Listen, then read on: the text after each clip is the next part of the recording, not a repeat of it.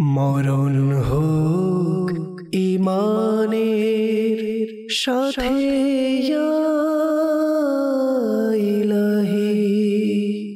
আলহামদুলিল্লাহি রাব্বিল আলামিন ওয়াসসালাতু ওয়াসসালামু আলা সাইয়্যিদিল মুরসালিন আম্মা বা'দ ফাআউযু বিল্লাহি মিনাশ শাইতানির রাজীম বিসমিল্লাহির রহমানির রহিম। আসসালাতু ওয়াসসালামু আলাইকা ইয়া রাসূলাল্লাহ ওয়া আলা আলিকা ওয়া আসহাবিকা ইয়া হাবিবাল্লাহ। আসসালাতু ওয়াসসালামু আলাইকা ইয়া নবিয়াল্লাহ ওয়া আলা আলিকা ওয়া আসহাবিকা ইয়া নূরাল্লাহ। প্রিয় ইসলামী ভাইরা, মাদানী চ্যানেলের দর্শকবৃন্দ, ঈমানের সুরক্ষা অনুষ্ঠানে আপনাকে সাদর আমন্ত্রণ জানাচ্ছি। আল্লাহ তাআলা আমাদেরকে যে ঈমান দিয়েছে, ঈমান কি কি কারণে মজবুত হয়, কি কি আমলে নষ্ট হয়, এই ঈমান সুরক্ষায় অনুষ্ঠানে এইভাবে বিভিন্ন ধরনের কথা হয়ে থাকে। আজকেও হবে ইনশাআল্লাহ। আসুন তার আগে আমরা হায়াতুন নবী, আখিরি নবী, নবী মুহাম্মদ রাসূলুল্লাহ সাল্লাল্লাহু তাআলা আলাইহি ওয়াসাল্লামের উপর দরুদ শরীফ পড়ার অগণিত ফজিলত বরকত সম্পর্কিত একটি হাদিসে মুবারকা শ্রবণ করি। নবী করিম রউফুর রহিম সাল্লাল্লাহু তাআলা আলাইহি ওয়াসাল্লাম ইরশাদ করেন এইভাবে, হে লোকেরা, নিশ্চয় কিয়ামতের দিনের ভয়াবহতা এবং হিসাব নিকাশ থেকে তাড়াতাড়ি ওই ব্যক্তি মুক্তি পাবে যে দুনিয়াতে আমার নবী বলে আমার উপর বেশি পরিমাণে দরুদ শরীফ পাঠ করবে। সত্যি কিয়ামত বড় একটা কঠিন দিন আমাদের সামনে আসতেছে। তো এই মুশকিলাত, ভয়াবহ মুসিবত থেকে সবাই আমরা নাজাত পেতে চাই, তাড়াতাড়ি মুক্তি পেতে চাই। তাহলে একটা সহজ আমল, যে যেখানে থাকি প্রতিদিন উঠা বসা চলাফেরা বেশি পরিমাণে দরুদ শরীফ পাঠ করি। আসুন মুহাব্বতে একবার দরুদ পড়ি। সাল্লু আলাল হাবিব সাল্লাল্লাহু তাআলা আলা মুহাম্মদ সাল্লাল্লাহু আলাইহি ওয়াসাল্লাম। ঈমানের সুরক্ষা, ঈমান বেঈমান পার্থক্য অনেক ধরনের হয়ে থাকে, কিন্তু কিতাবে আছে যে ব্যক্তি নামাজ ছেড়ে দেয়, নামাজ আদায় করে না, তার সাথে বেঈমানের মিল আছে। ঈমানের পরে নামাজের অবস্থা, ঈমানের পরে নামাজের সম্পর্কে আল্লাহ পাক অনেক কিছু বলে। যেমন নামাজ সম্পর্কে আল্লাহ পাক অনেক সুসংবাদ দেয়। নামাজিদেরকে জান্নাত দেওয়া হবে, নামাজিদের কবরের জিজ্ঞাসাবাদ সওয়াল জবাব আসান হবে, নামাজিদের জন্য ফুলসিরাত আসান হবে, নামাজিদের জন্য কিয়ামতের মুশকিলাত থেকে নিরাপত্তা আছে, এবং নামাজি ব্যক্তির বড় সবচেয়ে দুনিয়াতে বড় নিয়ামত, তার রিজিকের মধ্যে বরকত হবে। নামাজ এবং ঈমান অতপ্রোতভাবে জড়িত। আর যারা নামাজ পড়ে না তারা তো নিজেকে যে নষ্ট করে। যেমন নামাজ সম্পর্কে আল্লাহ পাক কালামে সূরা মাইদার 12 নং আয়াতে আল্লাহ পাক ইরশাদ করেন, আউযু বিল্লাহি মিনাশ শাইতানির রাজীম বিসমিল্লাহির রহমানির রহিম। ওয়া ক্বালাল্লাহু ইন্নী মাআকুম। কানজুল ঈমান থেকে অনুবাদ, নিশ্চয় আমি তোমাদের সাথে আছি। অবশ্যই তোমরা যদি নামাজ কায়েম রাখো, যাকাত প্রদান করো, আমার রসুলগণের উপর ঈমান আনো, তাদের প্রতি সম্মান প্রদর্শন করো এবং আল্লাহকে উত্তম ঋণ প্রদান করো, তবে আমি অবশ্যই তোমাদের পাপ মোচন করব এবং অবশ্যই তোমাদেরকে জান্নাত সমূহে নিয়ে যাব, যেগুলোর পাদদেশে নহর সমূহ প্রবাহিত। প্রিয় ইসলামী ভাইরা, মাদানী চ্যানেলের দর্শকবৃন্দ, আল্লাহ পাক নামাজিদেরকে কি কি সুসংবাদ দিচ্ছেন। যারা নামাজ কায়েম রাখে, জাকাত প্রদান করে, আর যারা আল্লাহর রসুলগণের উপর ঈমান আনে আর তাদেরকে সম্মান করে, আল্লাহকে উত্তম ঋণ প্রদান করে, এদের জন্য আল্লাহ সুসংবাদ, তাদেরকে গুনাহ মাফ করে দিবেন। আল্লাহ তাদেরকে জান্নাত সমূহের মধ্যে প্রবেশ করাবেন, যার পাদদেশে নহর প্রবাহিত হয়েছে। তো নামাজ অনেক গুরুত্বপূর্ণ একটি বিষয়, যেটা ইসলাম, মুসলমান এবং বিধর্মীর সাথে পার্থক্য বহন করে। আর নামাজ আল্লাহ পাকের রিজামন্দি হাসিলের বড় একটা, ঈমানের পরে বড় একটা মাধ্যম। তো নামাজকে আমরা হিফাজত করি বিনয়ের সাথে, নম্রতার সাথে, আন্তরিকতার সাথে, একাগ্রতার সাথে আদায় করি। কারণ যে নামাজ বিনয়ের সাথে হয়, আন্তরিকতার সাথে হয়, ওই নামাজের বরকত অন্যরকম হয়। যেমন সুনানে আবু দাউদ শরীফের কিতাবুস সালাতের মধ্যে আছে নামাজ সম্পর্কে। নুরানি নবী, মদিনাওয়ালা নবী, নবী মুহাম্মদ রাসূলুল্লাহ সাল্লাল্লাহু তাআলা আলাইহি ওয়াসাল্লাম ইরশাদ করেন, আল্লাহ পাক 5 ওয়াক্ত নামাজকে ফরজ করেছেন।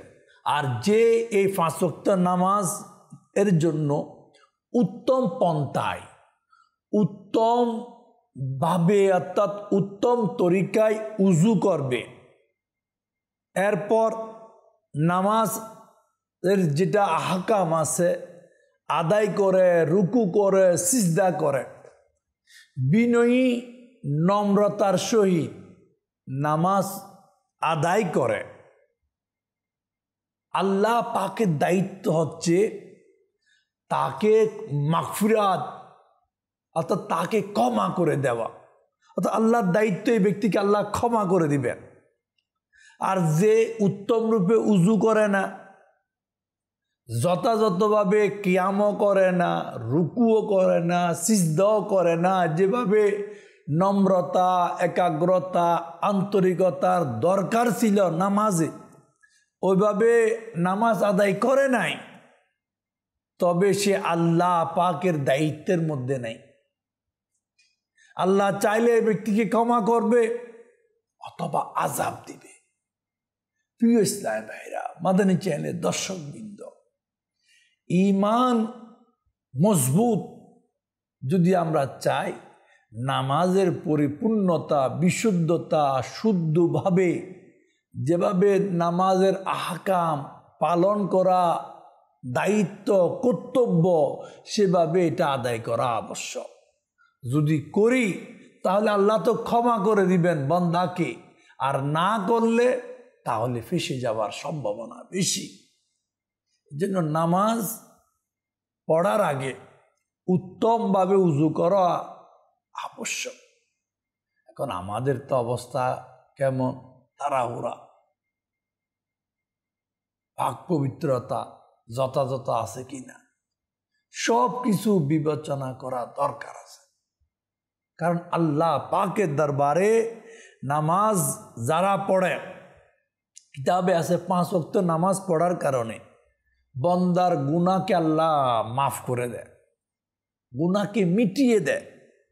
তাজদারে মদিনা, শাহেনশাহে নবুয়ত আল্লাহ রসুল সাল্লাল্লাহু তাআলা আলাইহি ওয়াসাল্লাম ইরশাদ করেন এইভাবে, এই হাদিস শরীফ ইবনে মাজাহ শরীফের 2য় খণ্ডের 165 পৃষ্ঠায় 1397 নং হাদিস। আখরি নবী সাল্লাল্লাহু তাআলা আলাইহি ওয়াসাল্লাম ইরশাদ করেন এইভাবে, যদি কারো উঠানে নদী হয়, অর্থাৎ কারো আঙ্গিনার পাশে নদী থাকে, প্রতিদিন ওই নদীতে যদি কেউ 5 বার গোসল করে, তার শরীরে কি কোনো ময়লা থাকবে? তখন সাহাবায়ে কেরাম আলাইহিম রিদওয়ান আরজ করল, জি না।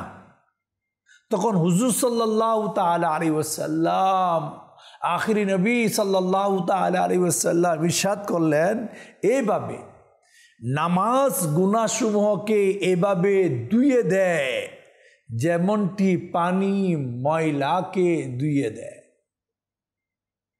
দেখেন প্রিয় ইসলামী ভাইরা, কত ফজিলত ওয়ালা ইবাদত, আফজল ইবাদত ইমানের পরে।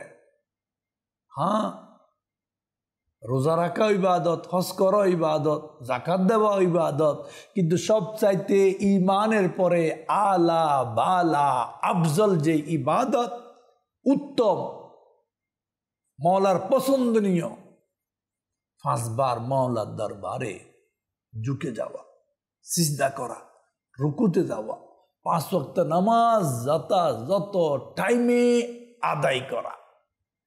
আল্লাহ আমাদেরকে করার তৌফিক দান করুক।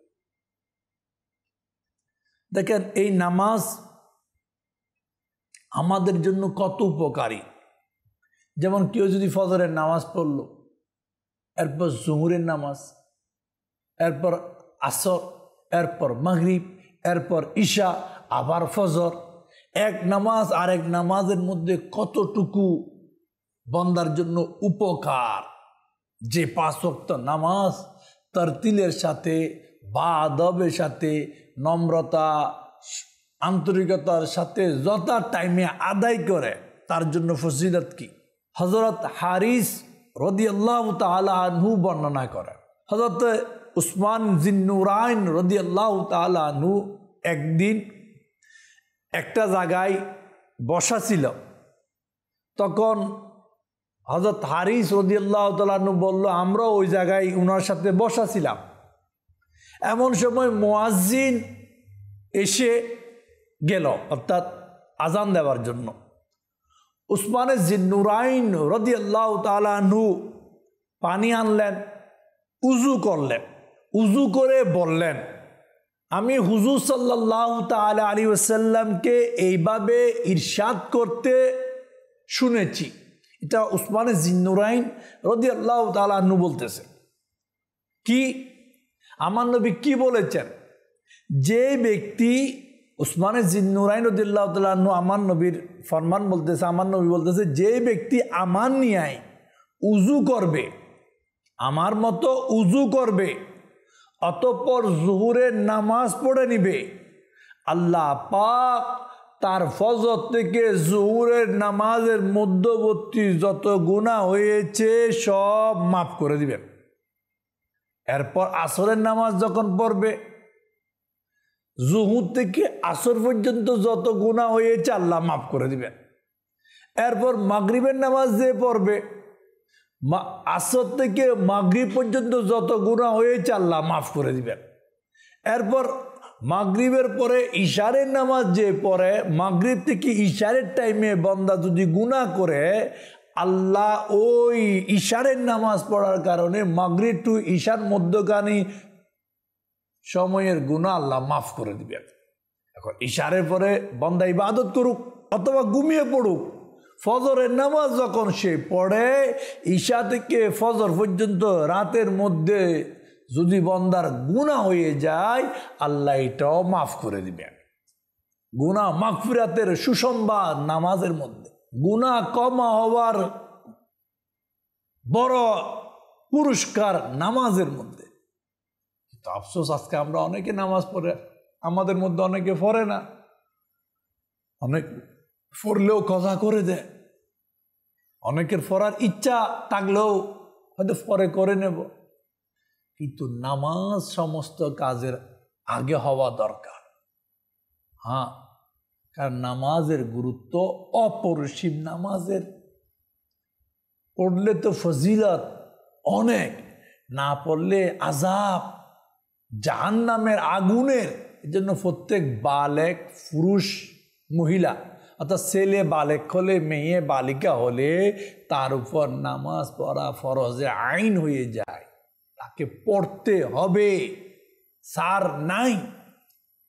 মা বাপ দেখা দরকার, ঘরের গার্ডিয়ান যারা আছে দেখা দরকার, ঘরের কর্তা যারা তাকেও দেখা দরকার, আমি পড়ি কিনা, আমার ছেলে পড়ে কিনা, আমার মেয়ে পড়ে কিনা, আমার স্ত্রী পড়ে কিনা। আগে নামাজ, তারপর কাজ। কিন্তু আফসোসের বিষয় আজকে আমাদের দেশে আগে কাজ পরে বলে নামাজ। এটা ইসলামের সিস্টেমে নয়। আগে নামাজ, নামাজের পরে কাজ। আল্লাহ বুঝার তৌফিক দান করুন। দেখেন 5 ওয়াক্তের নামাজের পড়ার বরকত কি। যেমন কিতাবে আছে 5 ওয়াক্ত নামাজ যথাযথ পড়ার কারণে কামা হক, অর্থাৎ নামাজের যে হক আদায় করার কারণে আল্লাহ পাক তার বান্দাকে বিমারি থেকে, রোগ বালাই থেকে শিফা দান করে। নামাজের বরকত। আচ্ছা, আজকে তো অনেক নতুন নতুন নাম আমরা শুনতেছি বিভিন্ন রোগের, আনকমন, আগে কখনো শুনি নাই। আল্লাহ পাক এবং আল্লাহ পাকের প্রিয় হাবিবের সন্তুষ্টির জন্য যদি নামাজ যথাযথ আদায় করা হয়, নামাজের আদায়ের কারণে বড় বড় কঠিন কঠিন বিমারি থেকে বান্দা নাজাত পেয়ে যায়। কারণ নামাজ এটা শিফার একটা কারণ। নামাজের মধ্যে শিফা আছে। এখন আপনি বলবেন এটা কিভাবে? ওষুধের মধ্যে তো শিফা আমরা শুনছি, কখনো তো নামাজের মধ্যে শিফা শুনি নাই। তাহলে শুনেনি। ইবনে মাজা শরীফের মধ্যে রয়েছে, প্রিয় নবী সাল্লাল্লাহু তাআলা আলাইহি ওয়াসাল্লাম ইরশাদ করেন, নিশ্চয় নামাজে শিফা রয়েছে, সন্দেহ নাই। এখন আমরা তো বিভিন্ন দেশে যাই, বিভিন্ন শহরে যাই, বিভিন্ন জায়গায় যাই, বিভিন্ন মেডিকেলে যাই, বিভিন্ন কাছে, বিভিন্ন বন্দার কাছে গিয়ে ধর্ণা দিই, নামাজের মধ্যে শিফা আছে। নামাজ কি যথাযথ পড়ি? হয়তো অনেকে পড়ি না। দেখেন, নামাজের মধ্যে শিফা বলা হচ্ছে। আমাদের সবার উচিত, মুশকিলাত, রোগ বিমারি হবে, বন্দা মেশিন থাকলে মেশিনে তো ভাই ডিস্টার্ব করবে, শরীর থাকলে তো অসুস্থ হব। সর্বদা নামাজকে প্রাধান্য দেওয়া, নামাজ যথাযথ আদায় করা, এটা নিজেও পড়া, নিজের পরিবারকেও পড়ানোর জন্য অভ্যস্ত করা। কারণ নামাজের মধ্যে রোগের শিফা রয়েছে। আল্লাহ বুঝার তৌফিক দান করে। এরকম আরেকটা ঘটনা আছে। একবার আবু হুরায়রা রাদিয়াল্লাহু তাআলা আনহু আমার নবীর দরবারে বসা ছিল। বলল, ইয়া রাসূলুল্লাহ, পেটে ব্যথা করতেছে। আখেরি নবী সাল্লাল্লাহু তাআলা আলাইহি ওয়াসাল্লাম বলল, উঠো, দাঁড়াও, নামাজ পড়ো, তোমার বিমারি দূর হয়ে যাবে। নামাজ, আমাদের সমাজে একটা খারাপ রসম আছে, অসুস্থতার কারণে নামাজ ছেড়ে দেয়। আর আমার নবী বলতেছে, নামাজ পড়ো, রোগ বিমারি দূর হয়ে যাবে। ভাই, অসুস্থতার কারণে নামাজ ছাড় নাই। হ্যাঁ, আপনি দুর্বল, দাঁড়াতে পারতেছেন না, বসে পড়তে হবে, বসে না পারলে শুয়ে পড়তে হবে, ইশারায় পড়তে হবে, নামাজ তো পড়তেই হবে। ও কেমন মুসলমান যে নামাজ পড়ে না? ও কেমন মুসলমান যার নামাজের খবর থাকে না, যার মানিব্যাগের খবর থাকে, মোবাইলের খবর থাকে, সম্পত্তির খবর থাকে, ঘরের খবর থাকে, বিল্ডিংয়ের খবর থাকে, ব্যবসার খবর থাকে, নামাজের টাইমের খবর থাকে না? ও কেমন মুসলমান? মুসলমানের সাথে বিধর্মীর পার্থক্যের মধ্যে একটা পার্থক্য নামাজের মাধ্যমে। জন্য ঈমান মজবুতি রাখার জন্য, ঈমানকে সেভ করার জন্য, ঈমান মজবুতির সাথে কবরে নেওয়ার জন্য নামাজ পড়া বাধ্যতামূলক। কারণ নামাজি ব্যক্তি দুনিয়াতে থেকে বিদায় নেওয়ার সময় সহজ একটা রাস্তায় সে পার হয়ে যায়, আর বেনামাজি কঠিন। এজন্য নামাজকে গুরুত্ব দিই। আমি আপনি যেখানে থাকি, আগে নামাজ, ব্যবসা পরে আগে নামাজ, চাকরি পরে আগে নামাজ, দুনিয়াদারি পরে আগে নামাজ। যত অনুষ্ঠান আছে সব পরে, আগে নামাজ। আর অনুষ্ঠানটাও শরীয়ত মোতাবেক আছে কিনা এটাও তো দেখা লাগবে। নামাজ কোনো হালতে মাফ নাই। হ্যাঁ, আপনি বেহুশ হয়ে গেছেন, আপনার জ্ঞান নাই, বেহুশ হয়ে পড়ে আছেন, তাইলে ওই বেহুশ পর্যন্ত কি রুখসত, নাইলে নাই। আল্লাহ সবাইকে বুঝার তৌফিক দান করুন। নামাজ পড়তে হবে, চাকরির বাহানা চলবে না, আমার ব্যস্ততা, আমি পারি না, বাহানা চলবে না, কোনো বাহানা অজুহাত চলবে না, নামাজ পড়তে হবে। আরেকটা কথা, যদি আমরা ইনকামে বরকত চাই তাহলে নামাজের ধারাবাহিকতা বজায় রাখি, কারণ নামাজের ইনকামে কখনো বরকত হবে না। যে নামাজ পড়বে নিয়মিত যত টাইমে, তার নামাজে পড়ার কারণে তার ইনকামে বরকত হবে। আল্লাহ বুঝার তৌফিক দান করুন। আজকে এই পর্যন্ত। আগামী অনুষ্ঠান দেখার আমন্ত্রণ রইল। মাদানী চ্যানেল দেখতে থাকি। সাল্লু আলাল হাবিব সাল্লাল্লাহু তাআলা আলা মুহাম্মদ সাল্লাল্লাহু আলাইহি ওয়াসাল্লাম। মরণ হোক ঈমানের সাথে